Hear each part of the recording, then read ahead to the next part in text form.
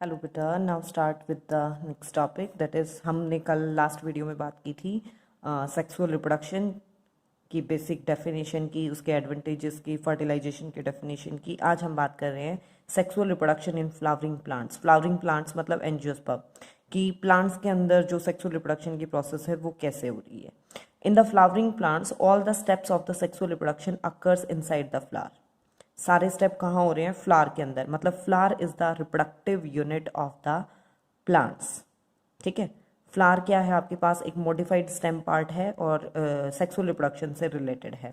ए flower में be defined as a modified shoot, stem की ही मॉडिफिकेशन है जिसके अंदर सारे रिप्रोडक्टिव पार्ट प्रेजेंट होते हैं। पार्ट्स ऑफ ए फ्लावर की अगर हम बात करें तो a flower consist of 4 parts. ठीक है, calyx, corolla, androecium and gynoecium, ये 4 पार्ट होते हैं। Flower is attach with the stalk known as pedicel which is attach with the stem.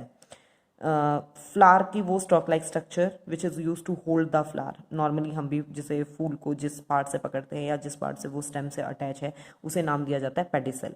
2 word हैं, एक तो है पेडिसल जो फ्लावर के केस में, एक अगर आपको पेडंकल वर्ड आ जाए ये तो ये वर्ड रिलेट करता है स्टेम के साथ।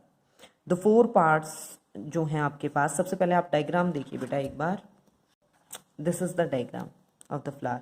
ये पेडिसल वाला पार्ट, ये स्वॉलन पार्ट जिसे हम थैलेमस या रिसेप्टिकल भी बोल देते हैं। इसके बाहर नॉर्मली आपने जो भी फूल देखा होगा उसमें नीचे ग्रीन सा, रोज का फ्लावर अगर आप सबने भी देखा है तो ग्रीन से लीफी स्ट्रक्चर हैं, उन्हें नाम दिया जाता है कैलेक्स। फिर जितना भी कलर्ड येलो ग्रीन आपको जो भी पार्ट नजर आता है वो कोरोला होता है। इसके अंदर ये जो इस टाइप से स्टॉक लाइक पार्ट मिले, स्टिग्मा, स्टाइल और ओवरी, ये फीमेल पार्ट होता है गाइनोशियम। और यहाँ पे ये एंथर और फिलामेंट के साथ it is known as male part और androecium. This is the diagram for the flower. Let's start the description of the various parts. First part है आपके पास कैलेक्स, ये आउटर मोस्ट पार्ट है फ्लावर का। इसकी इंडिविजुअल यूनिट को sepals कहते हैं हम, हर एक पत्ती को हम सेपल कहेंगे। ये नॉर्मली ग्रीन होती है कलर में और प्रोटेक्शन देने के काम आती है। सेकेंड पार्ट है आपका कोरोला, इसे ग्रुप ऑफ पेटल्स, मतलब इसके इंडिविजुअल यूनिट को पेटल्स कहा जाता है। Petals are generally large and brightly coloured, इसके कंपैरिजन में थोड़ी सी लार्ज होती हैं, ब्राइटली कलर्ड होती हैं। इनका काम होता है कि ये पॉलिनेटर को अट्रैक्ट करे, पॉलन ग्रेन को जो एक जगह से दूसरी जगह पहुंचाने के काम आए। बोथ कैलेक्स और कोरोला अगर हम कंबाइंड तौर पे देखा जाए तो इन्हें कैलेक्स और कोरोला को हम नॉन असेंशियल पार्ट में कंसीडर करते हैं कि ये डायरेक्टली सेक्सुअल रिप्रोडक्शन की प्रोसेस के लिए नेसेसरी नहीं है, इन्हें नॉन असेंशियल पार्ट में कंसीडर किया जाता है। ठीक है, अगर किसी प्लांट में कैलेक्स और कोरोला पार्ट डिफ्रेंशिएटेड नहीं है तो वहाँ हम टर्म यूज करते हैं पेरियंथ, और पेरियंथ की इंडिविजुअल यूनिट होती है टैपल, TEPAL, टैपल। और कंबाइंड इनकी कैलेक्स प्लस कोरोला के लिए कंबाइंड तौर पे if the perianth, if calyx and corolla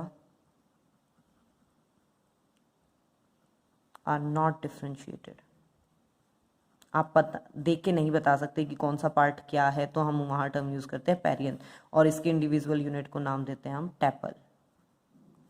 ठीक है, देन थर्ड पार्ट है आपके पास एंड्रोशियम, जो असेंशियल पार्ट में आ जाता है कि मस्ट है। इसे हम नाम देते हैं मेल रिप्रोडक्टिव पार्ट। ये 2 चीज़ों से मिलकर बना है, ग्रुप ऑफ स्टेमन्स, मेन तो यही है जहाँ स्टेमन के अंदर क्या है पॉलन ग्रेन बनेंगे और एक पार्ट होता है। फिर ये देखिए the pollen grain are made inside the pollen sac, ये है एंथर जिसके अंदर मेनली बनेंगे। ये मेनली इस डाइथिकस फॉर्म में ही मिलते हैं, डाई मतलब 2, थिका मतलब कैविटी। ये फिलामेंट जिसके थ्रू ये अटैच होता है। देन थर्ड पार्ट है आपके पास gynoecium, it is the female reproductive part of the flower. It is group of carpel and carpel consist of, इससे मतलब कार्पल भी नाम दिया जाता है। इसके 3 पार्ट होते हैं, वन इज द स्टिग्मा, ये रिसेप्टिव सरफेस जहाँ पॉलन ग्रेन आके अटैच होता है। ये फिर ट्यूब लाइक स्ट्रक्चर जिसे हम स्टाइल कहते हैं, और ओवरी द मेन पार्ट जहाँ फीमेल गैमेट बनता है। इसी तीनों पार्ट को गाइनोशियम भी कहते हैं, पिस्टल भी कहते हैं, फीमेल पार्ट भी कहते हैं और कार्पल भी कहते हैं। और इस पार्ट को स्टेमन भी कहते हैं, एंड्रोशियम भी कहते हैं और मेल पार्ट भी कहते हैं। This is diagram for the flower. ठीक है, नेक्स्ट देखिए structure of pollen grain. Pollen grain मतलब जो मेल गैमेट है होते हैं प्लांट के अंदर, दीज आर स्मॉल स्ट्रक्चर, काफ़ी छोटा स्ट्रक्चर होता है, नॉर्मली पाउडरी फॉर्म में हम इसे कंसिडर करते हैं। पॉलन सैक, इस एंथर के अंदर पॉलन सैक होते हैं। एक इस लॉब के अंदर, इस एक स्ट्रक्चर के अंदर 2 पॉलन सैक है, मतलब एक कंप्लीट एंथर में 4 पॉलन सैक हम कंसिडर करते हैं। These are also known as microspore. Pollen grain को हम माइक्रोस्पोर भी कहते हैं छोटे साइज के कारण। The each pollen grain comprises of 2 layers.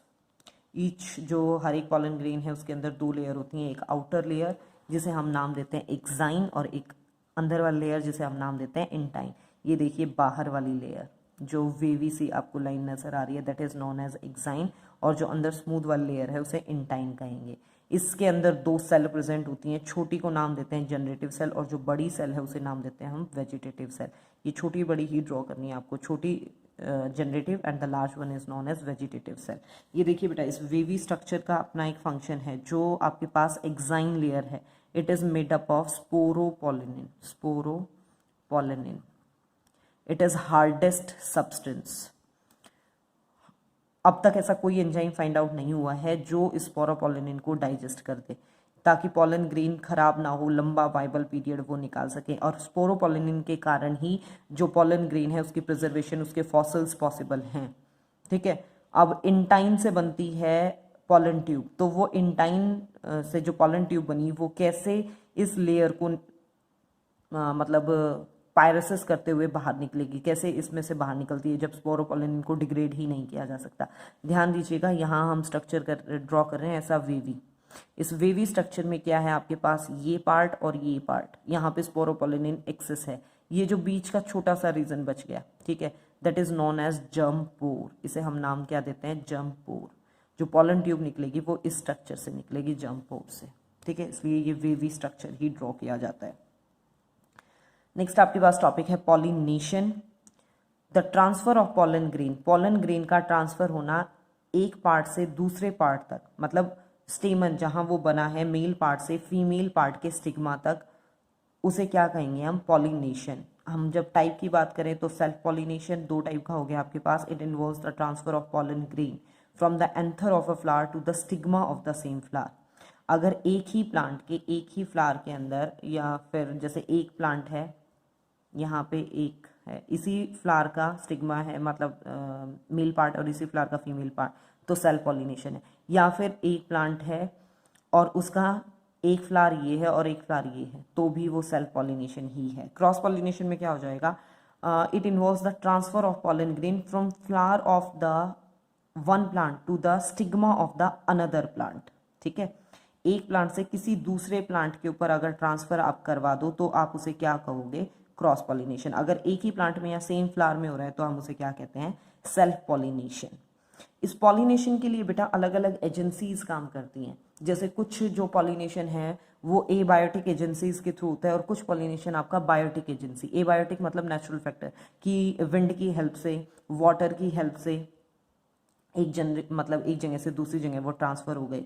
और बायोटिक एजेंसीज में हम पढ़ते हैं विद द हेल्प ऑफ आपका कि किन किन फैक्टर्स की हेल्प से हुआ, जैसे वो एनिमल्स की हेल्प से गया, बैट की हेल्प से गया, या फिर आपके बर्ड्स की हेल्प से गया। इसके लिए हम स्पेसिफिक टर्म यूज़ करते हैं, वो मैं आपको अभी बता देती हूँ। सी बेटा, अगर पॉलिनेशन आपका एयर के थ्रू हो रहा है तो हम कहेंगे एनिमोफिली, वाटर के थ्रू हाइड्रोफिली, इंसेक्ट्स के थ्रू अगर है तो एंटोमोफिली, बर्ड्स के थ्रू है तो ऑर्निथोफिली, बैट के थ्रू है तो कायरोटेरोफिली, आंट्स के थ्रू है तो मायरमैकोफिली, स्नेल्स के थ्रू अगर हो रहा है तो मलैकोफिली, और ह्यूमन बींग्स के अगर थ्रू है तो एंथ्रोफिली। इसमें एयर और वाटर क्या है, abiotic agency and the biotic agencies. ठीक है, पॉलिनेशन के ये अलग अलग मोड हैं जो आपको याद करने हैं।